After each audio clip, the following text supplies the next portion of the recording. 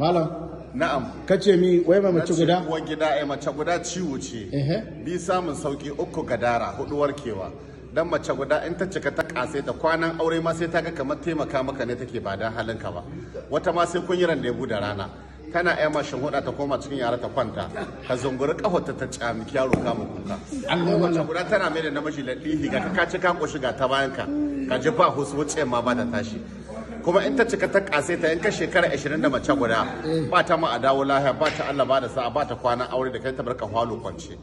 Ko sai ta sati da kalar dara guda kake kwana kalar kwano guda take baka abinci.